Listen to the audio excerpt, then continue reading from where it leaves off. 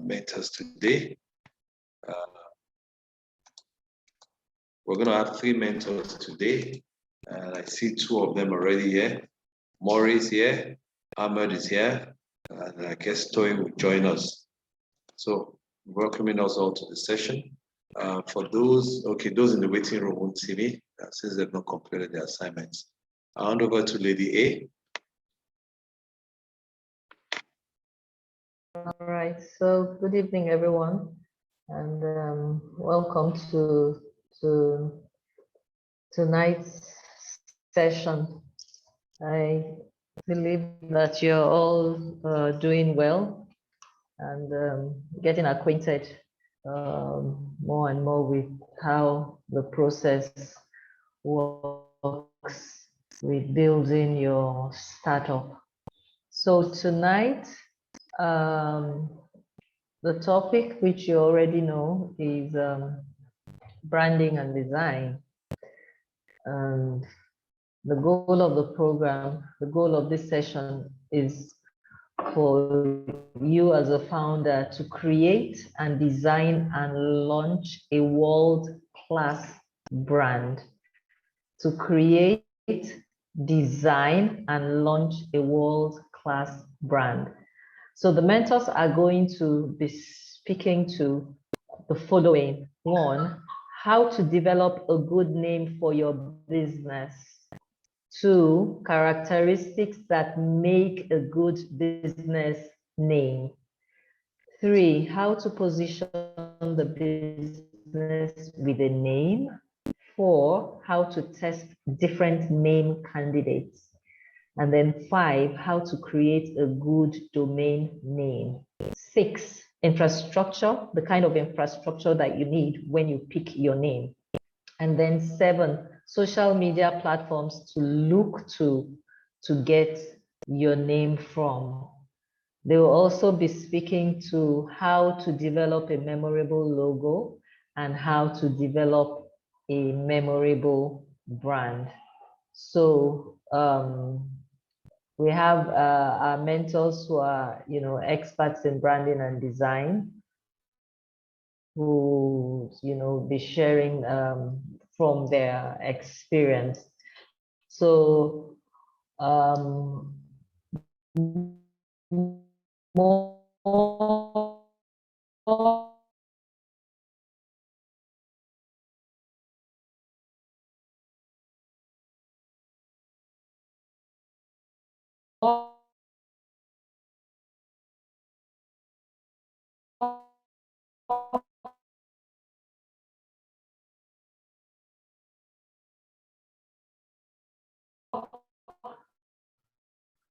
Maury Agwings Kode is a professional who has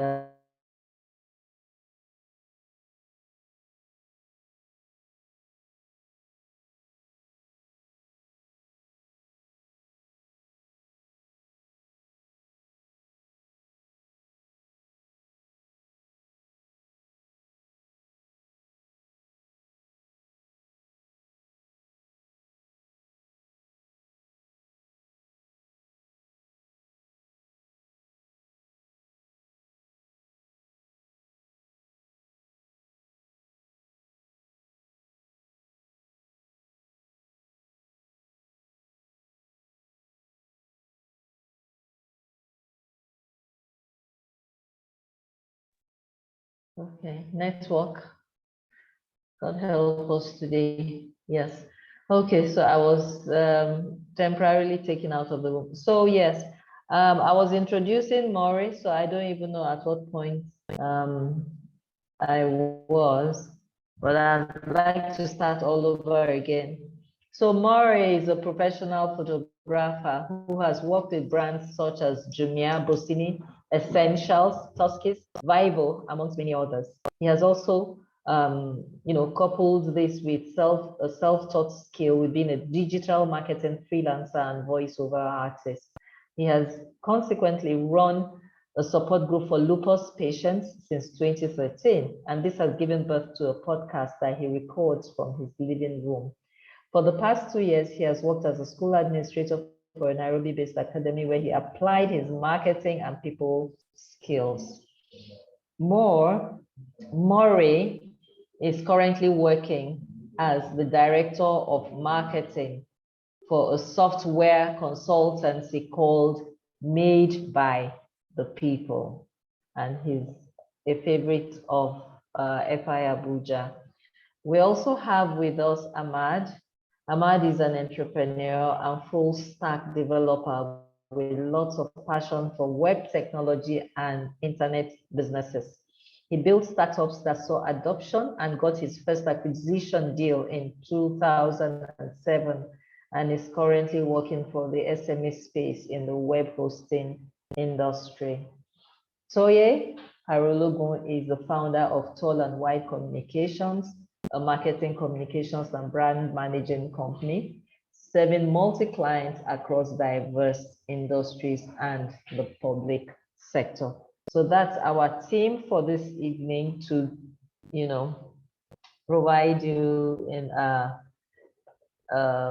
information and knowledge on how best to brand your startup, because this is an area where they have experience in. So happy to have you here. Most delighted to to see you after, I think, Maury, after about almost a year or so. Yes. And Ahmad, I think we last saw you maybe like I can't remember now. I think, okay, we didn't see you in the last cohort. Yes, so welcome. Their links are in the chat box, so you can follow them up. But of course, there'll be hosting office hours during the week, and help you more with the assignments on branding and design. So after we're going to go into the working group reports, thereafter the hot seat page, and then mentor presentations, and then of course Q&A. And if we have some more time, we can have a quick meeting with all founders before we close tonight. So that's it on the agenda. And Mr. Shegun, then take over. Okay, thank you, Lady A. So we're moving on straight to the working group reports. I know a couple of us have sent in our reports, so we'll start getting the reports. Is any of the group leaders willing to go first, or do I have to name the groups that will go first? So who is ready to present? Everyone is presenting, by the way. So who wants to go first? Okay, empowered. Empowered. All right. Empowered, go first. I'm here, sir. All right. Good evening, everyone. Yeah, so I'm the president of the Empowered team, and the past week we have another founder added to us in person of Jeremiah Christian. So he's just joining the team, and we had our first meeting on Thursday where we discussed about the revenue models. We discussed about the session on revenue models and how we can, the idea that we are all working on, because we have to choose an idea that we'll focus on during the program. So we had to pick an idea we're working on, and we gave our feedbacks. And then Jeremiah Christian joined us over the weekend. And so on Monday, we had our second weekly meeting where we discussed about his idea. We gave our feedbacks and how we can validate his assumptions. Then we also discussed about the revenue models and how our revenue models can generate up to $1 million US in the next 18 months. Yes, thank you very much. Thank you, Empowered. So you got one new person joining you, Jeremy, right? Yes, sir. Okay, great. Explorers, you're next. Good evening, guys. My name is Samalando Pra, and I'm the president of Explorers Working Group. Please, can you hear me, sir? Yes, I can hear you. Yeah. So we had our first revenue week session meeting on Saturday, which is on the 12th of November, 2022 at 7:30 p.m. Nigerian time, 6:30 p.m. Ghanaian time. And we discussed about Mr. Sylvester, who unfortunately today was not among us anymore. We reached out to him why he was not in the group anymore, because we were going through the working groups portal page and his name was not popping up there. So he let us know that. I'm having a break from you. I'm having a break. Hello?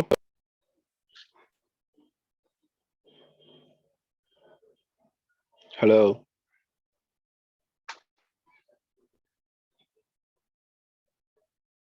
Please, is it okay now? Okay, sir? just continue. You broke up for some time there. All right. So we reached out to Mr. Sylvester and he told us that he is having issues with the monthly payments, with funds to continue his monthly payments. So he will work it out and pay in due time before the deadline comes.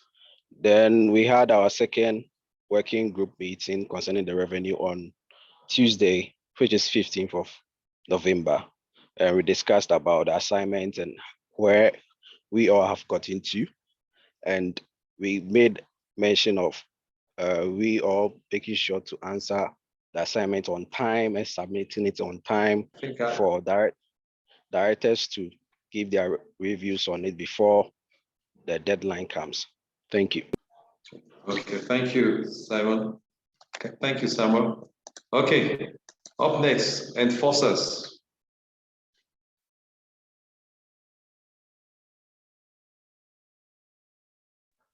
Good evening, everyone. Enforcers. Yeah, good evening, everyone. Okay. Yes, So how are you? we're very well. So the enforcers work group, we had our regular meeting as we proposed before now, that we normally do our WhatsApp chat meetings. And we discussed this week in depth on these revenue models. It was very interesting because we had to see how really money is made. And it was very nice to know that how money is going to come into your business. One thing of note was that we had two of our founders on the red list, and it was not very nice because we had two of our founders. So we reached out and we saw how we could help. But unfortunately, this afternoon, I think one has been dropped out. So we are now back to 4 in our group. So that's how we are fed. Thank you. Okay, thank you. I'll be giving some comments after this. Flyers, you're next. Flyers.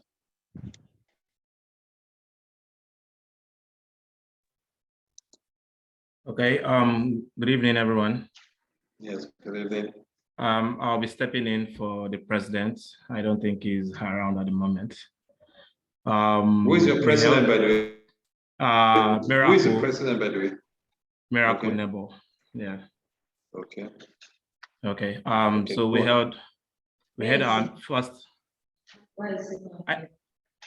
I don't really know. I don't know. Okay, go on so then. we had our first meeting last week, Friday, and we had to discuss with our other founders as regards their assignments, which some were incomplete. So how we can help them, and we had to reach out to them and we discussed about it. And on Monday, we also had our second meeting. So we discussed about the revenue model and getting ways that we can actually fine-tune our models in order to suit our business objectives. Thank you. Thank you. Next and final, influencers. Hi, my name is Lawrence, and I'm the president for the Influencers Group. So this week, our discussions echoed mostly around our choice for the customer problems that we're going with, and then now went on to the revenue models, and then what typical businesses like us would normally go with.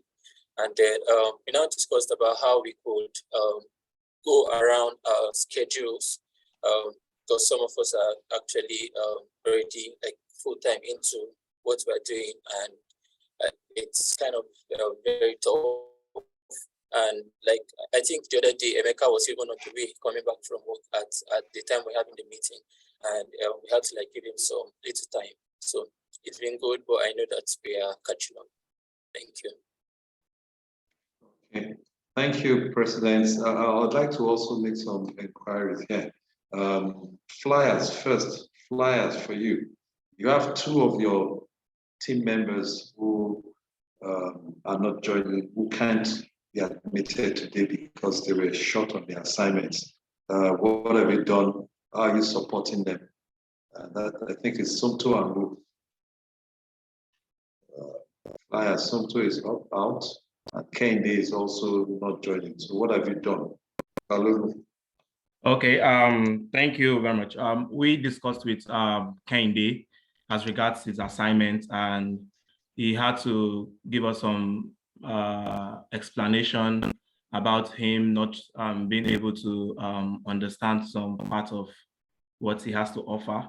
And we tried to help him. Barnabas tried to help him, and Barnabas tried to tell him that, okay, that after the meeting, they could actually have some interactions together. So as for Somto Chukwu made mention that for the past 2 weeks, he was very, very busy. I don't know what really happened or what really transpired, but he said that he would try to ensure that he completes the assignments.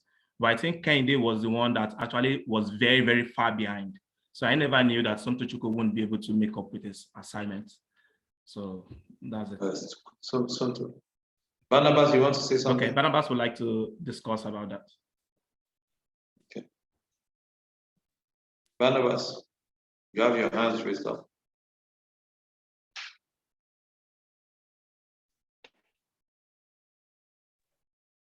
Can you hear me?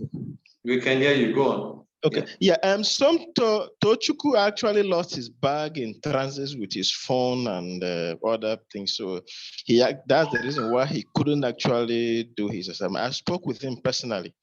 I tried reaching out to him because I saw that he was not in the meetings and was not reachable on WhatsApp. So I reached him on LinkedIn. After some time, he got back that he lost his bag in transit. He gave me the new number he's using, but he promised that he's going to work on his assignment and catch up. I think because of the workload that he's not able to catch up, that's probably why he's not allowed in the meeting. Yes. Okay. So Stephen, you have something? Oh yeah. Good evening.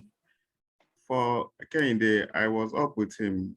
We have Google Meet call from about 10 p.m. up till 2 a.m. That is on Tuesday night.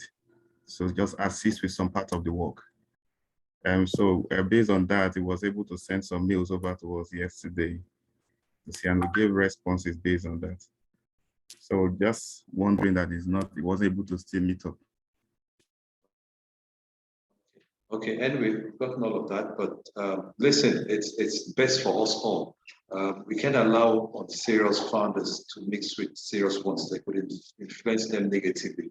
So starting from now, we'll be logging in on Fridays. They're about to review your assignments. Anyone who is not serious will be sent out. There's no other way around this, so that we can get the best out. We don't want suboptimals coming in to influence those who reach out. So please, it's a warning for us all. There will be no sentiments once you don't do what you ought to do, you'll be sent out. So, President, thank you for your reports. We'll now go on to the hot seats. I'm sure those who will be taking your seats, you already know yourself. Lady A, who are those ones? I have a list of 9 of them or 11 of them, but we're selecting how many? 3. Who are they?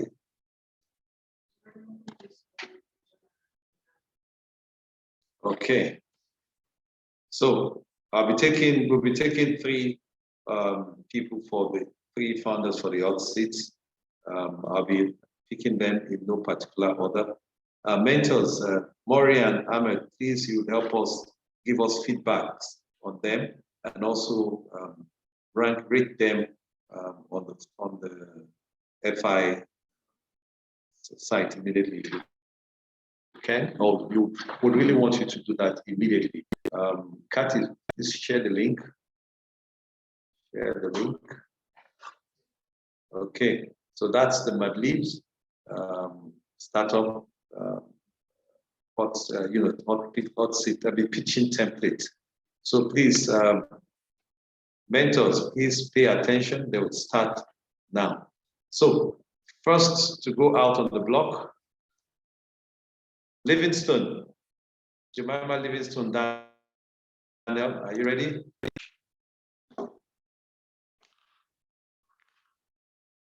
Jemima? I'm afraid he's unavailable right now. He's currently at work and he can't really make it in time right now. Okay. Okay, so John Akombi. John Akombi, are you ready? Yes, sir. Yes, sir. So are you ready for us? Yes, I'm ready. Okay, so your 1 minute starts now. All right. Hello, everyone. I'm John Akobi. So my company is building a B2B marketplace where quality local products can be sourced globally by resellers to help domestic manufacturers solve the problem of low patronage. We have discovered with our intensive research that low patronage is affecting domestic manufacturers in Nigeria and is affecting their sales, the growth of their company. So we intend to make money with a commission-based model, having 6,000 merchants on board at launch. Over the next 18 months, with the commission-based model, we can make up to $1 million US with the commission-based models that we are working on. Thank you.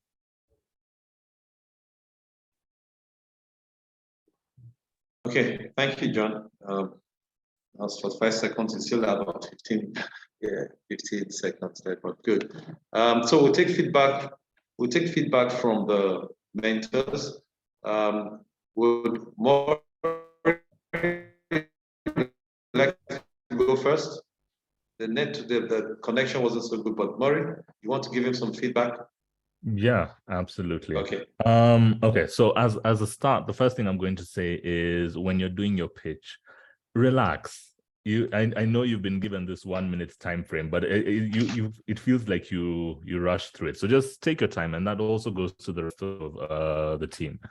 Number 2, you mentioned something about $1 million US. How long will this take for you to raise? And how much have you raised so far, if you have raised any? Okay, sir. So we've not raised any money. John? So yes, I'm here. Yes, we've not raised any money so far. So it's those just comments. Or Maury, you want him to respond, or you take that? Okay, not now. Don't worry, John. Just take those comments and note them down. Okay, you find Maury in any of the office hours. You could, share those ideas. Ahmed, what do you have to say about John's speech? I think it was really too fast. Honestly speaking, I was really struggling to catch up. So yeah, that I missed most of it. I was trying to literally hear him and the rest. So I will review that maybe another time. Yeah, thank you.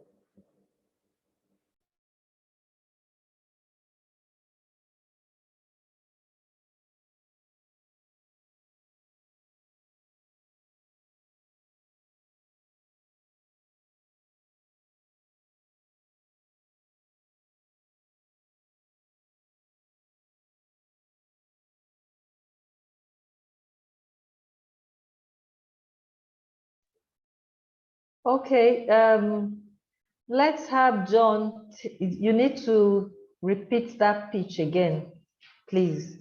Ahmad did not hear you because he said you were too fast. And I will highly appreciate that. All right, man. So, hello, everyone.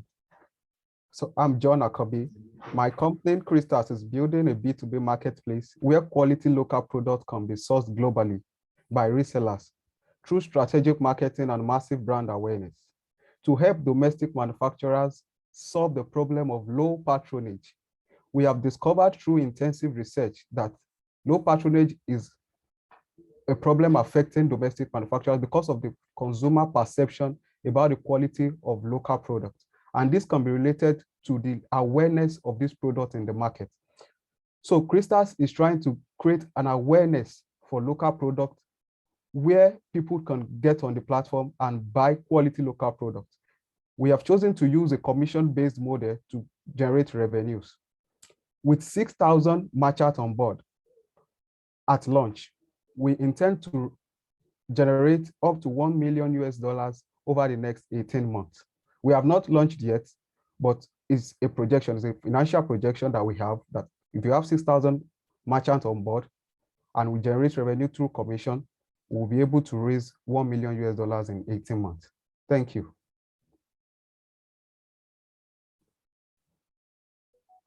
Okay, Ahmad, so you can provide your feedback now. Yes, please. Thank you very much. You're welcome. I think you're talking about providing service, more like a marketplace you're trying to create for local products. So what I would ask is, it's a question I would like to have answered. If you're providing such, what's your unique value proposition? Because there's a lot of marketplaces online, and for local products similar. So I didn't see any point where you explain something that is unique or that can be attractive. Like, why would someone want to use your service as a merchant or something, or retailer, as the case may be? Can you please explain that? All right, so one of the problems in the market that we are trying to solve is the quality of the product. We have a lot of marketplaces in Nigeria where people complain about is not what they see on the marketplace that they get. So we are trying to partner with Standard Organization of Nigeria and NAFDAC so that any of the merchants that are going to be on board will be vetted.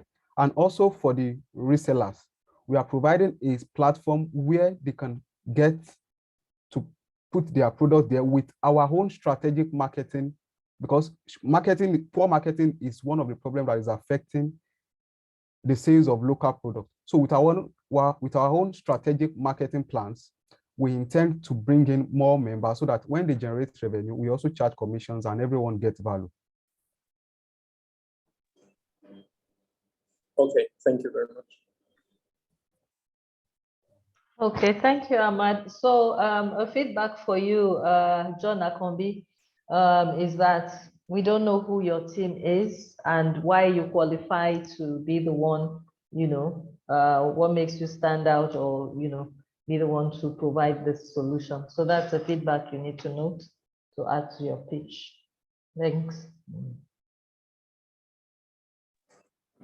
In terms of feedback, I'd like to add one more thing for him.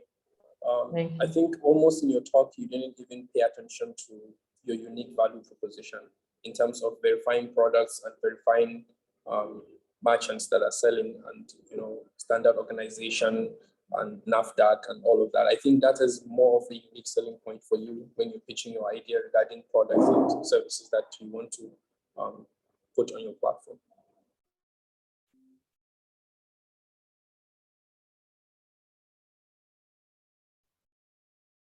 Please, mentors, go ahead and rate both Amma and More. Okay, More's hand is up. Okay, feedback. Yeah.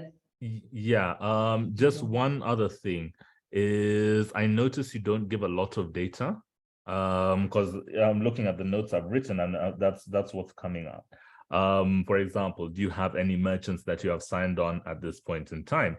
How many are there? Where are they from? Those kind of pieces of information will always come back and be very helpful in the middle of a pitch. So just think a little bit more about the kind of data that you as an individual you'd want to see before buying into a particular product, and translate that into your pitch and into what you're going to be able to tell other people. Yeah. Thank you, mentors. Thank you, Maury. Yes, so please kindly insert.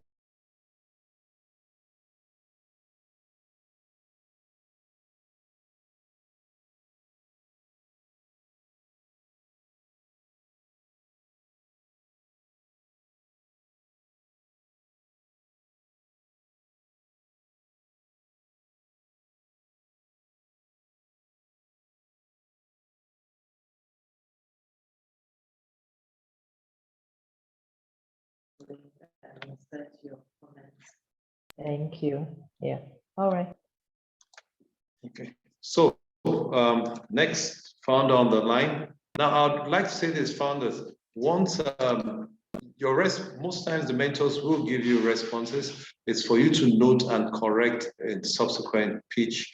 That's so that we can save time. You might just note that, and then the mentors will rate you on the link. So just take their feedbacks and then work on. Next person, Samuel Andopra. Samuel,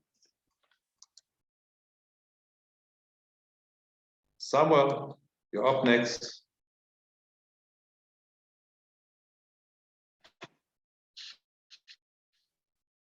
Samuel. Okay, we'll come back to Samuel. Kwame.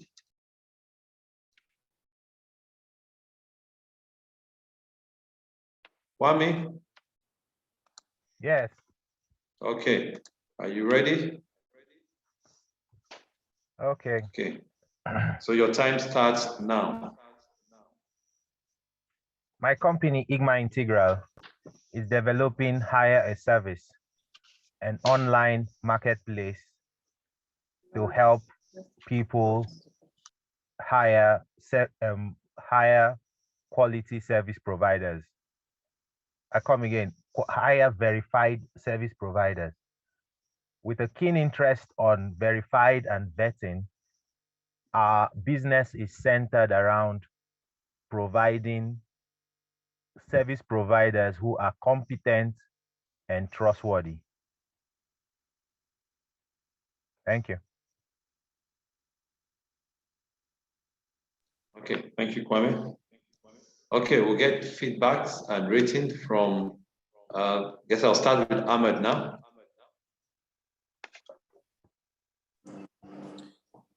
So my question still goes back to, I don't know if you're scared to tell us what your business do, or you're still not confident in telling us what it does. You're trying to match artisans, because I still don't get what you're saying. You're trying to solve a problem, and I think there's a slide on the screen, but there was a little bit of stutter when you're explaining that. So if you may help me, please come again. State what your company is, what you're developing, and more importantly, give me detail on how you're solving the problem, right? That you and the people you're trying to solve the problem for. Follow that guideline and don't be too fast. Be confident as you're talking. That makes us understand what you're saying. Okay. So we are developing an app called Hire a Service. And Hire a Service is an online marketplace where people who are individuals or companies can hire verified service providers. Now, with a keen interest, we are paying a keen interest on verification and vetting, because that's the problem of the hiring market.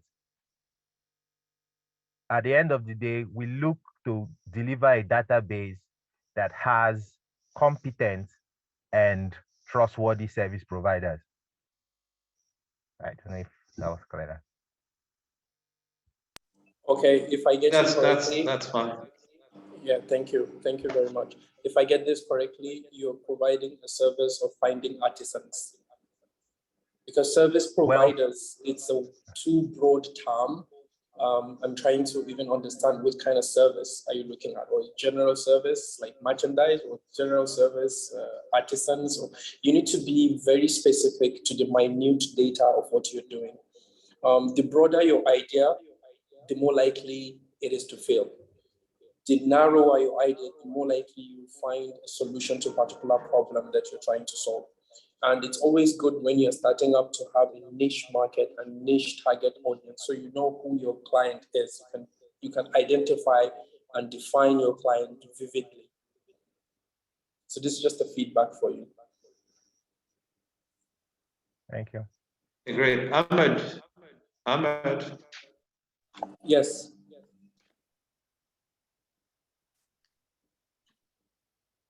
So, hello. Feedbacks, then written at the link. Okay. All right. Yes, I will add that. Okay. So you want to give him some feedback? You want to give Kwame some feedback? I do, actually. Okay. Kwame, if it wasn't for the paragraph that I'm reading in the Founder Institute portal, I wouldn't know what you're doing. I understand that you're helping people find other service providers, but you've not told me what kind of service providers.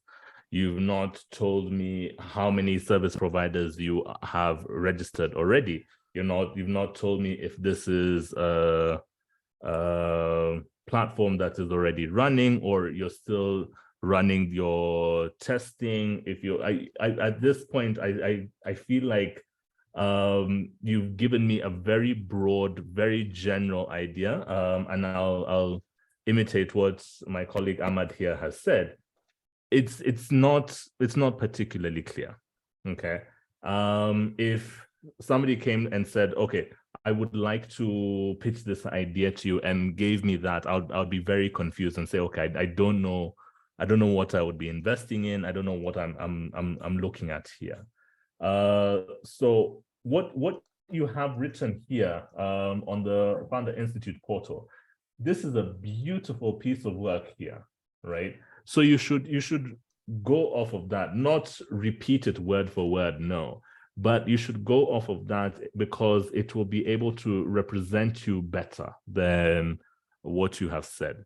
And yes, once again, I understand that you have a 1-minute timeline, but you can be able to relay as much information as possible within that 1 minute. So just you need to think a little bit deeper into that. Yeah. Okay, thank you. Thank you, More. Okay, so we'll move to the next founder. That will be Lawrence Atta. Lawrence Atta, unmute your mic and let's have you pitch. 1 minute.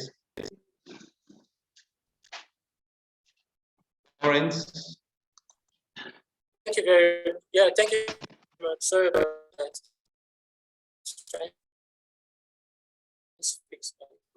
All right, so my company, Lotus Sports Technologies, is developing an escrow payment service called Paylidates to protect the sellers from loss during transactions online. One of the things that I have noticed are actions that have been poorly managed, and it is showing how vulnerable a buyer gets when they're dealing with a dishonest vendor, and how disadvantaged the vendor is when they use the cash on delivery method. So what we are providing here is we're facilitating seamless transaction processes, quick refunds management, and sales optimization for our users. So I'm a salesperson with experience in business development and project management, and my co-founders are both developers with experience from 2 leading tech companies in Nigeria. We have built an MVP. We're actively building an online community. We have some users already, and I would like to add that Nigeria's e-commerce market is projected to be at about $10 billion by 2025. What we are actually working towards is an investment that is going to lead us to acquiring approximately about 10% of this market over the next 5 years. Thank you.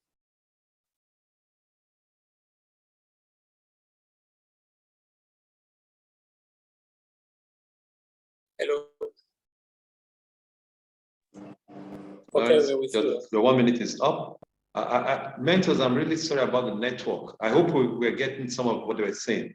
Ahmed and Maury, I hope you guys were getting, Ahmed, I hope you guys were getting what they said. The network was a bit, bouncy. So if you have feedback, apologies. Sorry, I dropped off for a second, so I didn't get to hear what Lauren said. If it's a possibility, it would be nice if you could just go over it just one more time. I'm very sorry about that. All right, okay. No problem. Ahmed, did you get that, or should Lawrence pitch one more time? Should yes, he please, pitch, because I wasn't hearing also? Let him pitch one more time. Okay, Lawrence, you have. Okay. My company, Lotus4 Technologies Limited, has developed an Lawrence. escrow payment service. Yeah, can you hear me? Hello? I don't know if the network Hello, problem can you hear is probably from your end. Lawrence. Okay. Lawrence. Okay, so start now, Lawrence. All right, thank you. My company, Lotus4 Technologies Limited, has developed an escrow payment service called Paylidate to protect buyers and sellers from loss during transactions online. One of the things that I've noticed in the market is that if of a poorly managed online transaction that makes buyers vulnerable when dealing with dishonest vendors, and how disadvantaged a vendor is when they use the cash on delivery method. What I've done is that I set up a team of equally passionate members focused on solving this problem with the most user-friendly and effective solution. It focuses on facilitating seamless transaction processes, quick refunds, dispute management, and sales optimization for our users. I'm a salesperson with experience in business development and project management. My co-founders are both developers with experience from 2 leading tech firms in Nigeria.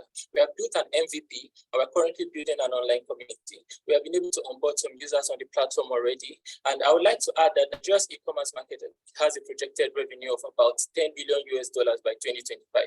We're going to be looking for an investment that will actually push us to acquiring about 10% of this market over the next 5 years. Thank you very much.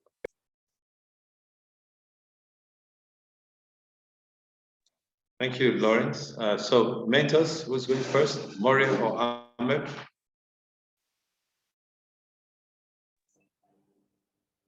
All right, I'll go. I'll be very keen with this one. Escrow is a very tricky game, and reading from your business description, it said that you're going to do refunds, dispute management, and remittance.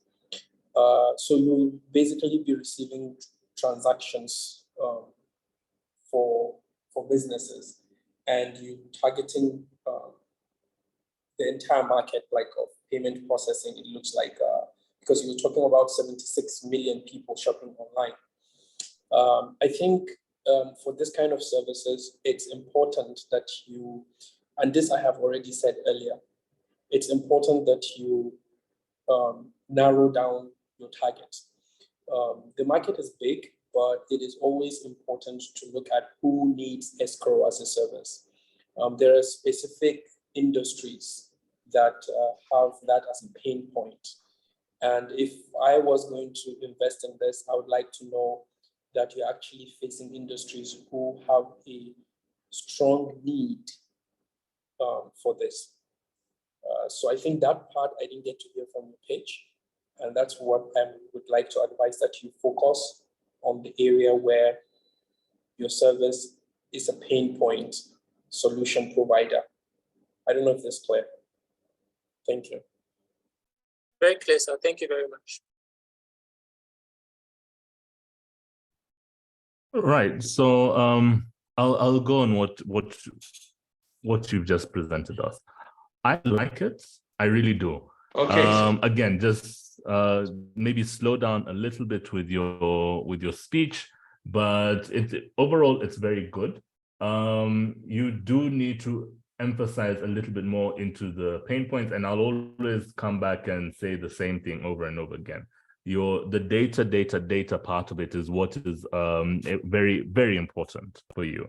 Again, these are things that you're trying to push so that people can see this is a good idea for me to invest in. And my putting my money in here is not just going to burn, and I'm not going to feel like I've wasted myself. So yeah, personally, really, really enjoyed it. Just next time, slow down a little bit. Take your time. Yes, again, a minute is not a long time, but take your time, breathe, don't panic. You know, especially investors, they'll smell your fear, right? So you don't want that to be the situation. Just ease into it. Yeah. Thank you very much.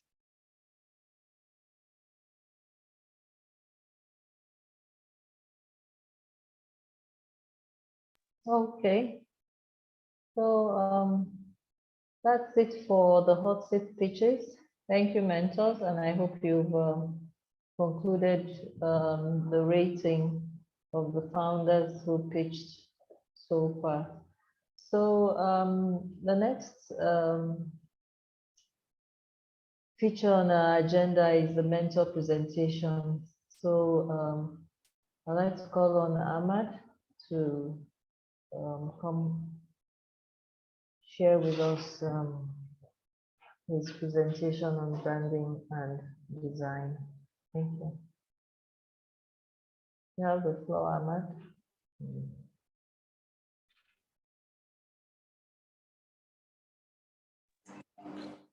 All right, thank you very much. I would like to apologize that you don't have my camera nor my screen at this time. So what I would suggest is my presentation is not fully ready, but I have all the notes here. What I would advise is that you keep your notes by your side too, as I get to speak, so we can have a close interaction during my presentation. So I would introduce myself briefly. My name is Ahmad Mukoshi. I am the current CEO of Gigaleya, hosting service provider, just like it was introduced. Over the years, I have been a full stack person. I have built startups, multiples of them. I have been both in the design, development, and marketing and business. I've been all-rounder. I have been a bootstrapped person in most of my businesses. And thankfully, I can take you through branding class today. So I would start with the choosing of a good name for your business. First is that when you're choosing a business name or you're looking out for a good name, is you need something that, in quotes, has no question asked for your concept. Like somebody trying to know, what does your business do? It should ring a bell as much as possible when you just say, this is my business name.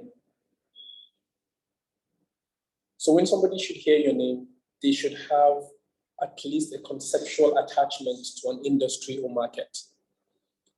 If you look at most businesses in the pharmaceutical industry, you would see that they use names with health, with pharma, or something that really come up and says this is pharmaceutical. By hearing just a business name, without seeing it, without seeing the logo, without even interacting with the person, you just hear the business name, you should have some mindset attachment to an industry. So if you're choosing a name, put that at the back of your mind. Second thing I would like to talk about is the characteristics that makes a good name. So when you're choosing that name, what are the important aspects? And I would like to narrow down to just three. The first is your name should be short and memorable. Any name that has too many consonants or too many vowels in it is just wrong. It needs to be short. Maximum should be maybe 15 characters to 20 characters. It should be less. The lesser the better. 7 characters, 8 characters, name, very good.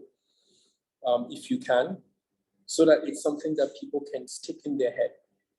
And let's take a look, right? If you look at the top industries top companies that you know in any industry, you would see that their names are short, catchy, and memorable. Take an instance for Google. Take an instance for Facebook. Let's leave the tech industry. Take an instance with BIC, the viral company. So there's so many businesses that you make it short, easy to remember, and sounds great. Second thing to note is that you shouldn't exceed 2 syllables in your name. Well, if you are constrained beyond 2 syllables, it's fine. But if you can go 2 syllables and not more, it's the best option. Facebook is an example of a 2-syllable name. Facebook, it could be 2 words. But don't pass that length. The third I would like to give you is that you should use industry keywords. I think I did mention that when I was explaining to you how to choose a good name. So use industry keywords attached to your name. Like we did talk about pharma in pharmacy, or health in the pharmaceutical industry. So I'll skip, for time factor, I will skip some of the good questions. I will go to how do you create a good domain name, which is an industry where I play. When you're choosing a name, a domain name in particular for a website, I always tell people that if you have to spend time explaining the point or the meaning of your domain name, it's probably not even worth it. So if you're choosing a domain name, first, try and get a .com if you can. It's very important. I'll tell you with statistics. .com is the most used extension on the internet, followed by .net.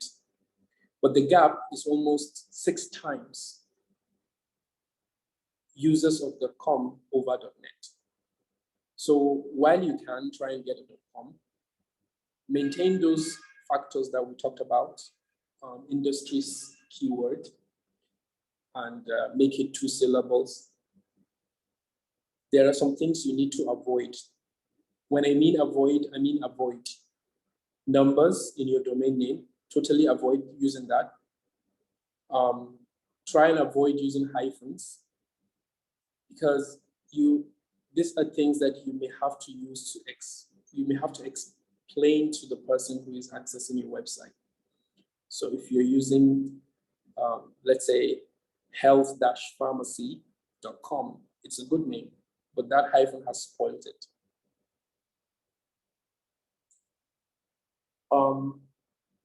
So the next thing is picking your name. You should try as much as possible to also try and find matching names on your social media, because the world is going global and social media is taking over. It is very important that you at least reserve your social media names at the early stage of your business. Otherwise, you would come back to taken. And it will become something else. You will be having different names on different social media platforms.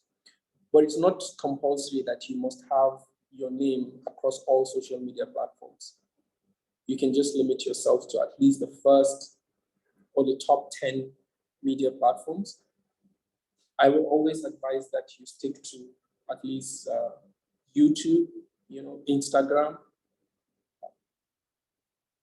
Twitter, TikTok. You can reserve those names so that you can have a matching, if possible, matching name with your domain name so that people can actually find you easily. So when you're done with choosing the name, I think we can skip to designing a logo or creating a brand. I'll start with the logo. Let's take a case study of the Founder Institute logo, right? There are 3 colors there. And that's actually a clear definition of limitation for color selection when you're coming to choose your logo. I hope you guys are taking note. It's always wrong to have rainbow in your logo unless you have a specific message you are selling with those colors. The minimal, the better. Try as much as possible to limit your colors to 3. You know, you can have shades, but it's important to limit to maximum of 3. And when you've selected colors and you're creating your logo must, and this is a must, your logo must have ability to be in plain color. So the first test for your logo is to have it in opaque color, like flat color. If your logo can fit into, you can turn it to whole black, whole green, whole blue, whole white. That's a good test for your logo. So you should be able to go in black and white, basically. Even if you're selecting colors, you should ensure that your color contrasting does not spoil your logo if it goes back to black and white. Yeah. So I think that's all I can give you for logo. So I'll go lastly for a memorable brand. When choosing branding, first thing to do is to ensure that you don't infringe trademarks, you don't infringe design patterns. Avoid as much as possible mimicking other brands. It's wrong. Some people do that, but it's very, very wrong. Try and come up with some concept. It takes time. And if you give time to your brand design, you'd realize that you come up with something unique that's going to be memorable for your clients, customers, or users. So I think that's where I'll end my presentation for you guys. Thank you very much. And I'll be happy to take questions if any, please. Thank you, Ahmed. We'll take questions after the sessions. So founders, you can drop your questions in the chat box. We'll take questions after the session. So we'll move on to the next mentor. Emeka, I see your hand raised up, but don't worry. I'm sure it's a question or a comment. Just drop them in or wait for the session for Q&A. So we'll move on to More, your presentation. Okay, sure. Let me just share my screen really quickly. Please let me know if you can see my screen.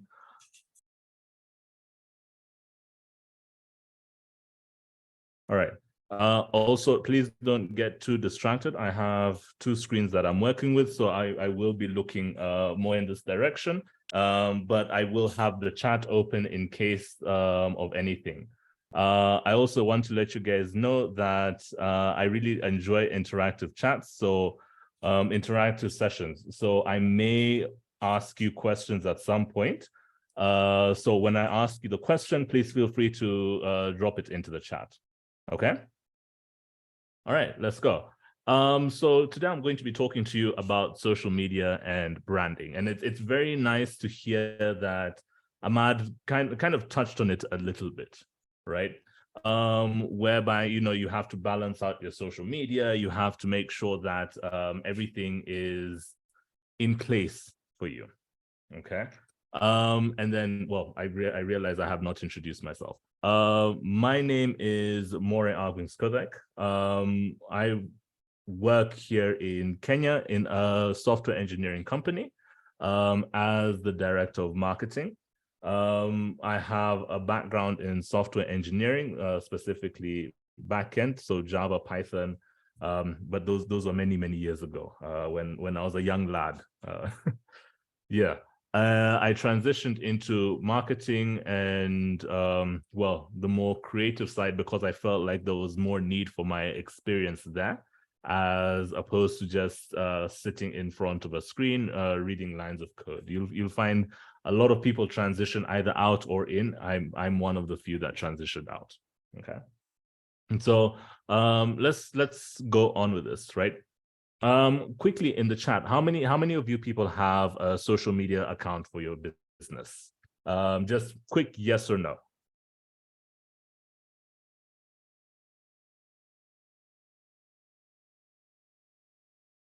Oh, good. Well done. I'm seeing very many yeses. Okay, so this one will be very helpful for you. Okay, so when we talk about social media and branding, right? How do they come together? So seeing as you all have social media accounts for your businesses, you know that social media is the biggest touch point for your business towards the customers, right? And whenever you're putting a brand together for social media, you have to think about ways to remain memorable. There's so many different brands on social media. There's so much content on social media that you have to consider that you might just disappear. Okay, if you're not memorable enough, if you're not clear enough as to what it is that you're doing, you will disappear. Okay, and one thing that I always tell people is your idea might not be unique. There could be somebody else who's doing the exact same thing as you, or somebody who is planning on doing the exact same thing as you. So how do you stand out beyond competition? Okay. So let's go into building a brand on social media, right? When you look at this particular image, what's the first thing that jumps out to you? What are your thoughts?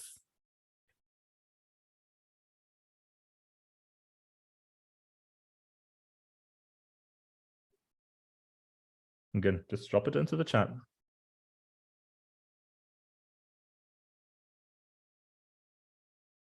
Age grades. Anything else? Let's get two more. Attention goes to the kid jumping. Okay. Life cycles. That's an interesting one. Yeah. Yes, demographic as well. So that's the first thing that you need to think about is who is your demographic? When you're branding and when you're thinking about creating a brand for social media, you have to think about who it is that you're targeting. Who is it that you are speaking to, right? If you're building a business for the 30-year-olds, you're not going to be able to market it in the same way that you do for a 13-year-old, right? And let's take into account a particular thing that we all know and love, right? Our phones. Some of us have Samsung, some of us have iPhones, but how is it marketed to people, right? They look at the kind of people who would buy this particular item and decide, okay, this is how much these people have. This is how much they're willing to spend. Let us focus on these people, right? And from there, they create this, this system where they're able to understand, yes, we want to sell to Lawrence, for example. How old is Lawrence? What is it that Lawrence is going to look at and say that this is something that I want to be associated with? When it comes to Apple and iPhone products, you know, the thing that they're going to sell you is the prestige, is how this thing is so nice. This thing is so beautiful.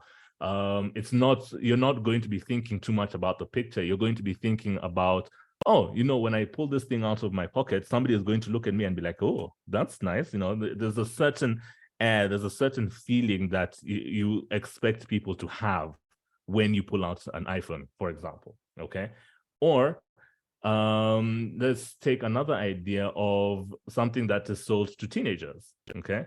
You will see that the colors are very different. They're broader, they're brighter, they're more vibrant because they want to catch the eye of a child, right?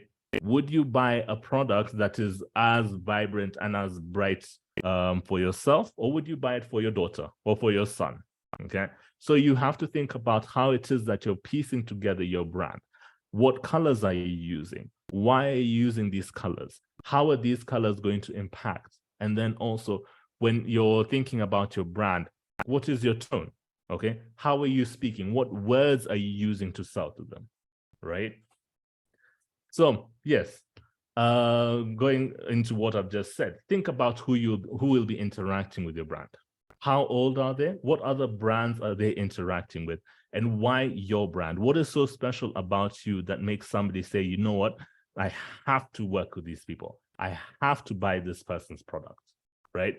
and you want to remain up there. You want to be able to say, when you're going into a pitching group, you have to be able to say, people buy our brand because of such and such and such.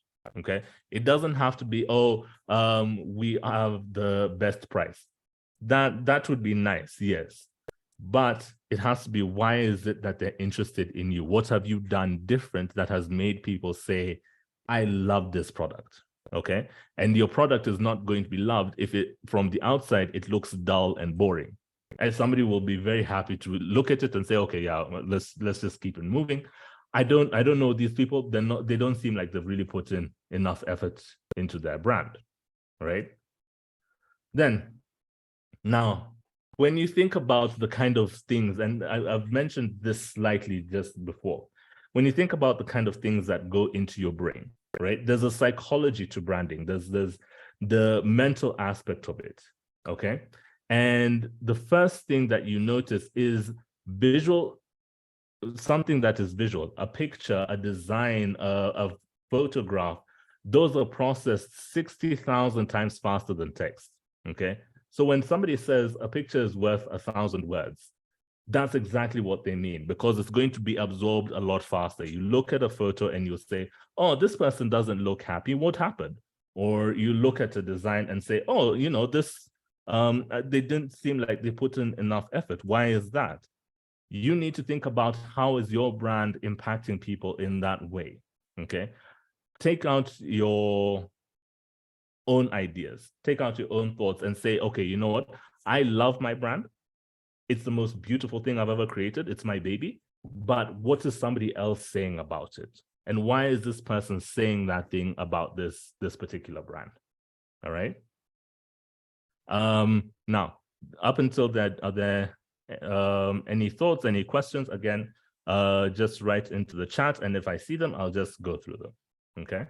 So in this slide now, what I want us to think about is how your brand functions, okay? So the first step is, I have seen your brand. There's that brand exposure. Seeing your brand could be, and I'll take into account, and because it's easier and also for time's sake, I'll take into account something as a physical product. This pen, for example. I will see this pen on a shelf, right? I probably haven't thought about buying the pen, but I've seen the pen. That's the first touch point. What do I think of the pen? Does it look nice? Is it going to, you know, I'm going to walk into a meeting and, you know, people are going to look at my pen and say, okay, that's a nice pen. Or is it going to be something that I'm just going to say, I'm tired of holding this thing. It's heavy, or, you know, the colors are not pleasing or anything, right? Now we go into the second stage, which is brand engagement. Okay. I have engaged with your brand. I will engage with your brand. Engaging with the brand is now those little conversations that you have here and there, okay? I'm sure in your friend circles, you guys have moments where you sit down with your friends and you say, okay, oh, by the way, I have just bought this new product. So far, it is working like this and like this and like this, okay? And now from that, somebody else will pick up and say, okay, let me try and give this a shot, right? Because so-and-so has said this thing is so nice. Let me try it out. So that's now the beginning of the brand engagement. Then now I have provided my contact information. It works for some businesses, or it doesn't.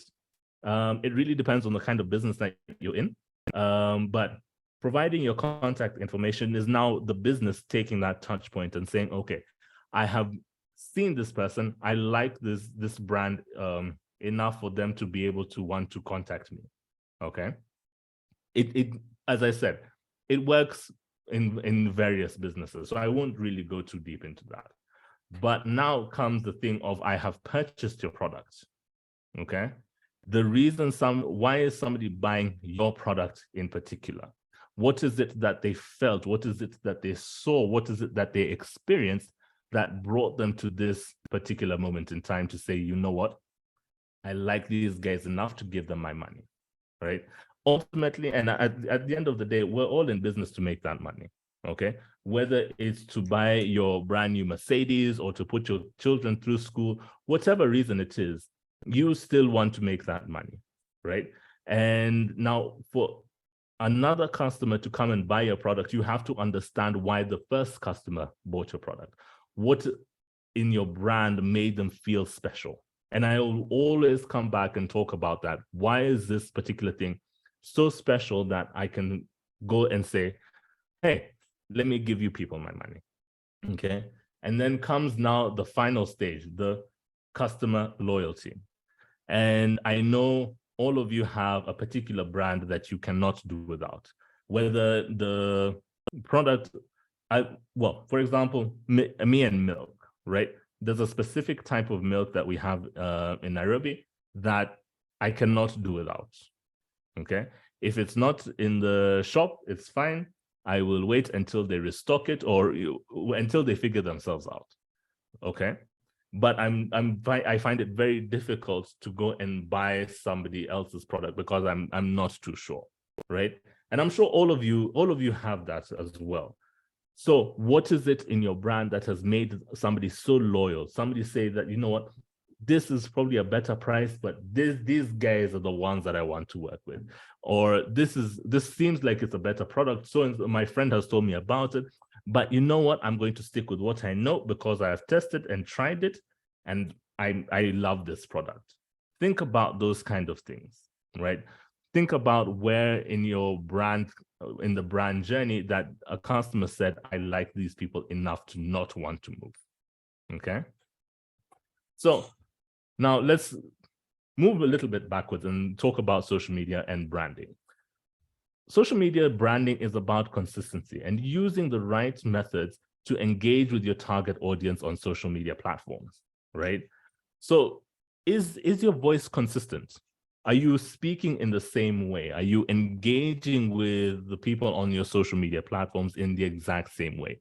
Or is it that, you know, so-and-so, one person is getting very professional, very straightforward, and the next person is getting this fun-loving person of an entity, of a business? How are you engaging? How are you having these discussions?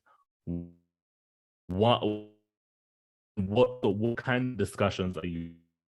Okay, so you think about being on social media, it's not just about social media.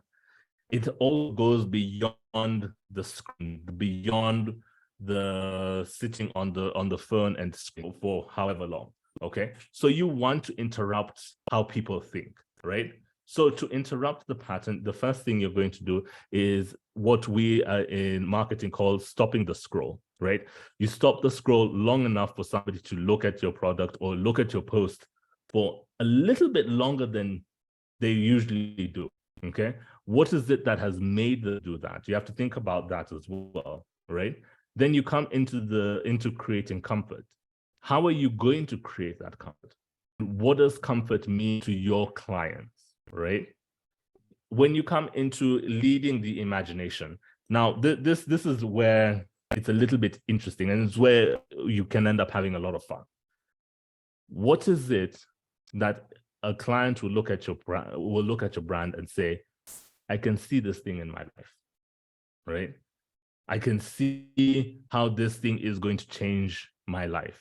You want them to imagine their lives with your product and then come back into reality and realize, oh my God, I do not have this thing in my life. Why is that? Why am I, it sounds funny, but why am I choosing to suffer? Okay. You want to feel that. You want them to feel I need this thing. And that's where shifting feeling comes in. Okay. You want people to feel your brand, not think too deeply about it. As I said right at the beginning, it's very psychological, focused into what somebody is thinking and what their mind, satisfying mind. Okay, you want people to be able to rationalize why they're buying from your brand, right? So the easiest way to get somebody to rationalize that is through making them feel like they're special. Okay, making them feel like this thing is such a beautiful thing. This thing is such an amazing product that I have no problem picking up the phone and making an order, or I have no problem in, as the next step says, taking action, right? You want to make sure that somebody is going to take that step further to come back and ask you, how do I get a particular product into my life? Okay. And then finally, changing the association. How is it that somebody is thinking about your brand? Okay. Why are they thinking in that particular way? And once you find that information and you get a little bit more of that data, it becomes very easy to market now to the next person. Okay. Because you have one person who's giving you information. You don't need to get the information from the next person. You just keep moving and you just replicate and replicate and replicate. And before you know it, you're on the cover of Forbes, right? So when you're thinking about your brand, and this I'm also going to talk about, I'm going to touch a little bit on your social media posts and how it's supposed to work, okay? When you think about your brand on social media, you think about the use of color. What kind of colors are you using? What are they representing? What feelings are they supposed to bring forth, right? And then you go into choosing words carefully. Why are you choosing these particular words? Are you trying to be the friendly, fun person who everybody wants to be a part of, everybody wants to be friends with? Or are you going to come off and present your brand as expensive, you know, this lavish, lovely thing? I look at, for example, there's different types of alcohol, right?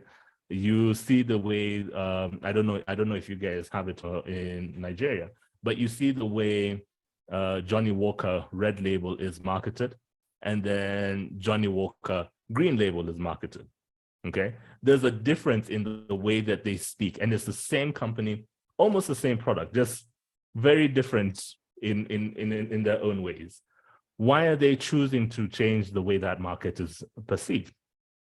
You know, Red Label is more of younger person's drink. And then if you think about the Green Label, you're thinking about, oh, you know, this is going to be after a $1 million business deal being done. It's something that you'd want to just sit and you're not going to want to drink the whole bottle. You're going to have a shot out of it, and that's it, okay?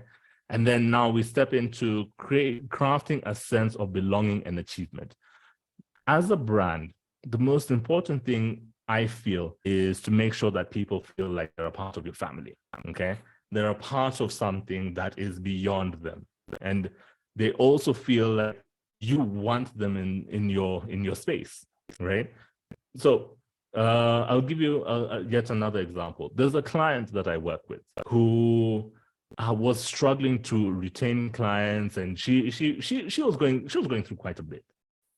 What we ended up doing is we looked at the people who liked her posts first. Okay, this is just on Instagram. How many people liked your post? The first people who all like your post, no matter what it is. Okay, and then we collected those people. I think there were 23, 25 people, somewhere there, and we threw them into the close friends list. And suddenly, she has all these questions being asked. Oh, you know, what can I do this with your product? Can I do that with your product? Da, da, da, da, da. And she said the way her business grew is because now it felt like people wanted to be a part of it. Okay, people wanted to be a part of this larger thing than themselves. And everybody will always want to feel like, you know, as a customer, am valued, right? So if you put somebody in a space where they feel special, you're going to have them feeling like, you know, I belong to this thing. And you create now this customer loyalty because you know you're giving them something that nobody else will be able to, right? And then now the most important part of this slide is shopping as an experience with your brand, right? How is it an experience? Are you going to, and again, physical product here, are you going to give a branded bag, right? Are you going to give branded t-shirts every time somebody purchases above X amount, right? Are you going to give, how is it that it's going to work for that particular person, okay? You want to make sure that you have this experience, whether it's the way the artists handled, whether a call towards the sales are handled. This all comes into your brand, okay? So again, and this I emphasize very deeply, keep very consistent throughout your platforms, okay? You can't be posting memes and everything on all your social media platforms, and then, you come to LinkedIn and you have no post at all, right? You have to be able to keep that consistency running. And then also be able to say, when somebody goes to Twitter and sees your brand, and then they go into Instagram and sees your brand, they can associate the two. They know those two things are exactly the same, okay? So I've spoken quite a bit, but I'm coming to the end of it. So everybody get up onto your keyboards and then have a look at this particular image, okay? What brand is this? And everybody knows this brand, okay? There's the black, red, and white. Tell me, what brand comes to mind first? Netflix, okay, that's a good one. Coca-Cola, Two more.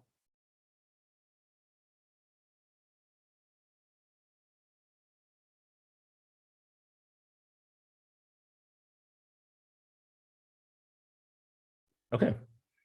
McDonald's. Oh. Yeah, actually, you're right. McDonald's does have these colors. However, these colors are very specific to Coca-Cola. Everywhere you go, Coca-Cola will remain consistent. You will see the red, the white, and the black. Nothing else. Okay? It doesn't matter what country you're in, the colors remain the same. And you want your brand to be able to stand out like that. Whether I'm in Mogadishu and I see your brand and I say, okay, this is John's brand, okay? Or I'm in China and I see John's brand again. I know it's the same thing, right? You want your brand to be able to do that. So you have to think about ways to remain consistent also off your screen, right? Off of social media, because everything still has to work together.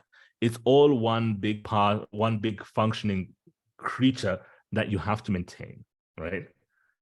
Now, as I said, you have to develop a voice and a tone that stands out, right? Your overall message is integral to your brand's presence. How are you speaking on your social media platforms? And speaking here is not, you get on a camera and you record a reel or whatever. It's the words that you are using, right?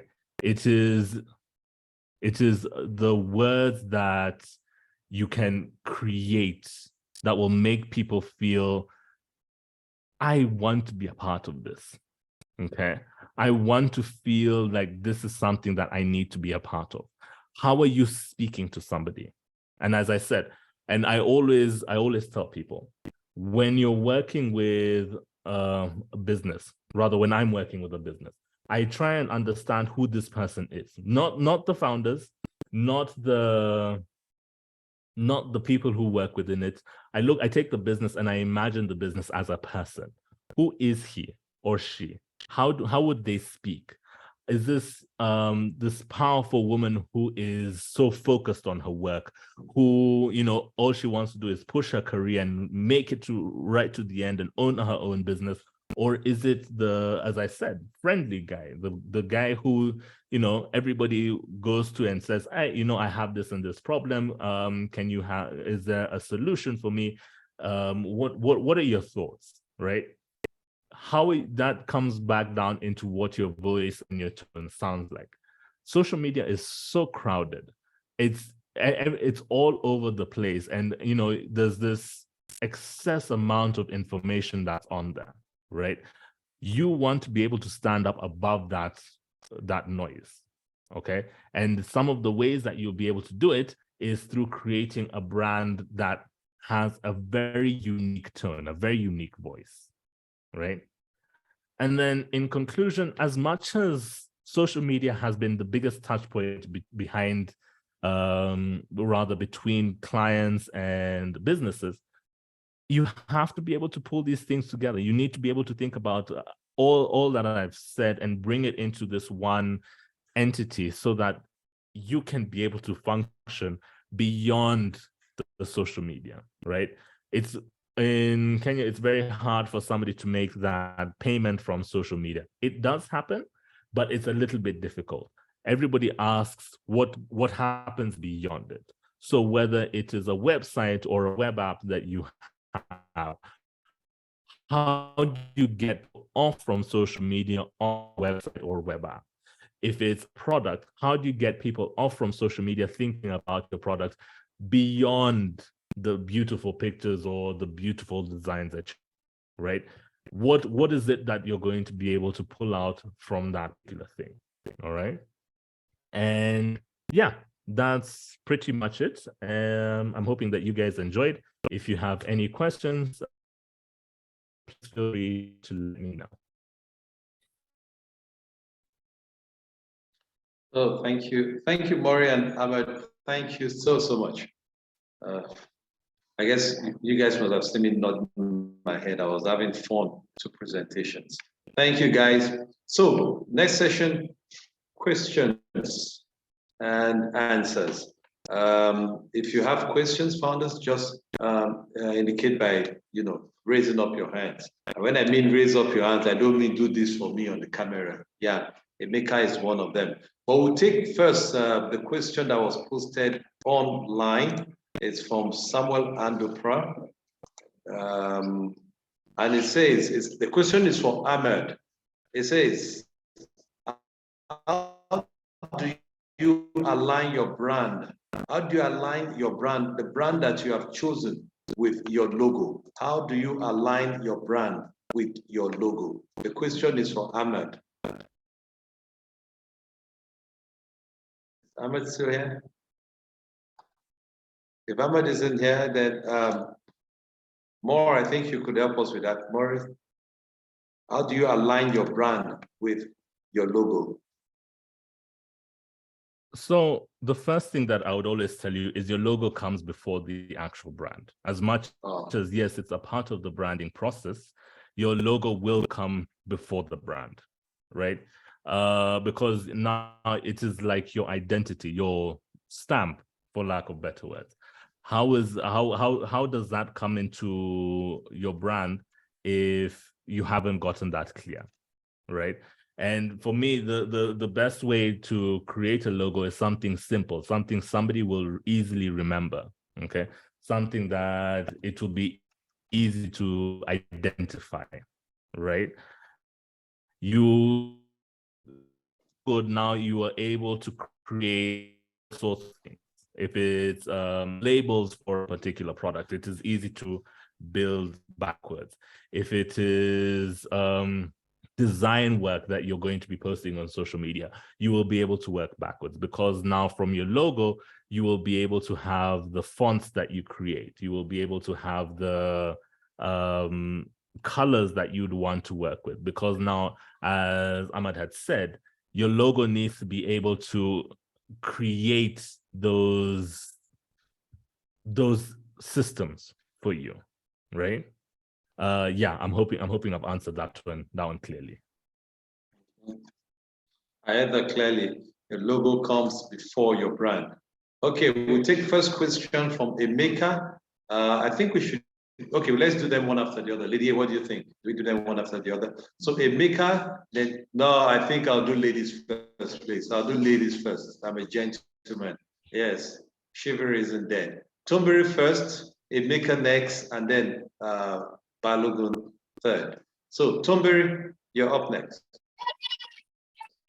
All right, thank you very much. And thanks for the, yes. Okay, so I have two questions.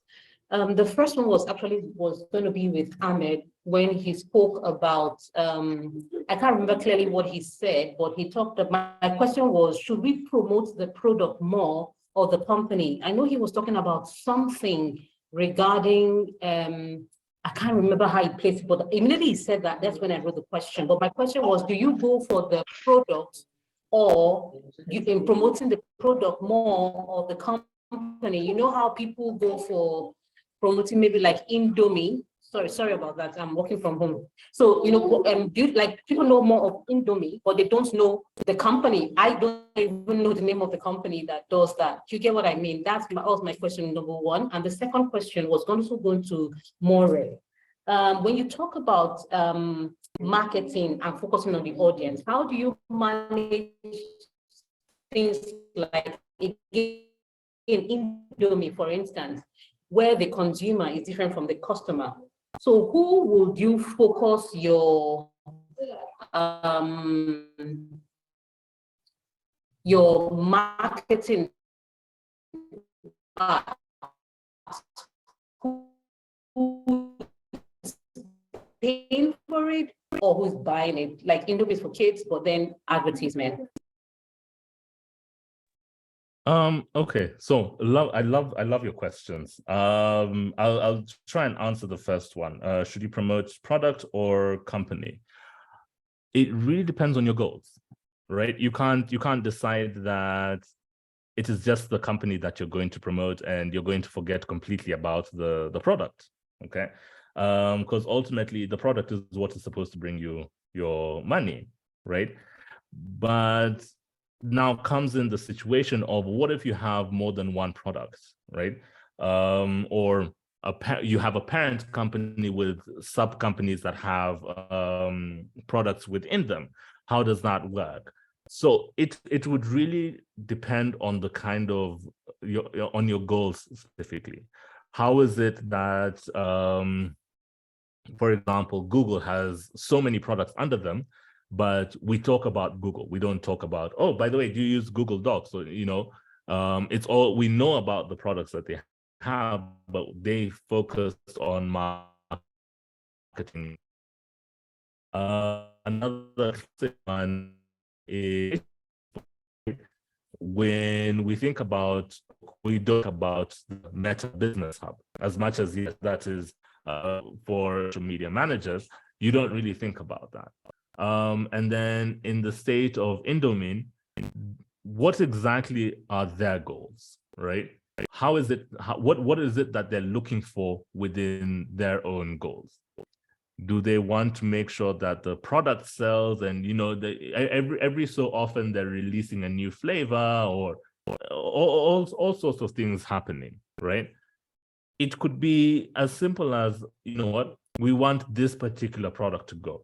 The company is not the important thing. And it's very interesting because you asked who the company that sells Indomie is, and I have no idea. I am not going to lie to you. You actually have a point that I have no idea who does it, right? But we all know the products. We all know I mean, there's a point that I was living off Indomie myself, and I no idea, no idea who it was that was selling it, right? But yeah, it depends on the kind of goals that you have. Okay. Now, just for my assistance, can you repeat your second question? Because as you're asking, you're kind of breaking off a little bit.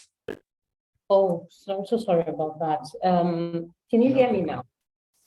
Yes, perfectly. Okay, so the second one was when you talked about focusing your marketing on the customer, when you talk about demographics and all that, and knowing the age group and all that. So I was saying, again, for something like Indomie, where the customer is different from the consumer, who would you target your marketing at? Should it be the customer, meaning the parents, or the kid, meaning the guys who consume it?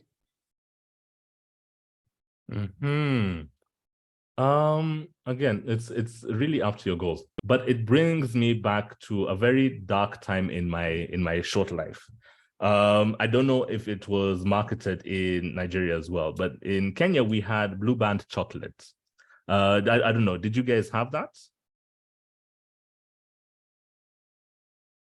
Yeah, so here we had Blue Band chocolate. So what these guys had gone and done is they had taken Blue Band, just the margarine, and filled it with it tasted like chocolate powder. Honestly, it was horrible. And they weren't marketing it to the parents, they were marketing it to the kids, okay? Because it was supposed to be a kid's product, right? The way Blue Band is presented is, oh, you know, this is such a healthy thing for children, right? Now, if you throw it and you say, let's sell it to the kids as well, the kids are going to start creating problems for the parents and going and telling the parents, I'm not leaving this shop until I have this thing here, all right? Now, it's a very sensitive game because you don't want to openly target children, right? But especially with your advertising. But sometimes children are the catalyst. They're the ones that you need to be able to sell a product, okay? So making those little modifications to the colors, making the little, you know, you put a picture of Ben 10 on your label and suddenly it's a children's product. But you remove the picture of Ben 10 and you'll find the grown-ups are buying the exact same thing for themselves as well, right? Who would I target? Well, you're trying to get me to spill some of my secrets here. I would honestly, depending on the kind of product, I would decide, okay, maybe children are the best way to go about it, okay? There's a particular product that I focus on women specifically, okay? Even the way that the marketing is done, it's not to the men. The men, the collateral damage, but you know, the images we use, designs that we use,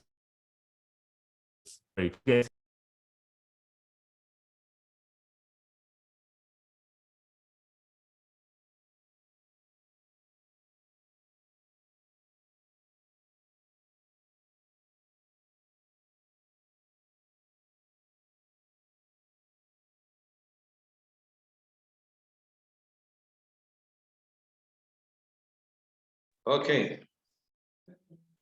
Maury, are you done? I got cut off there. No. It was me. I have to apologize. My connection is a bit messy.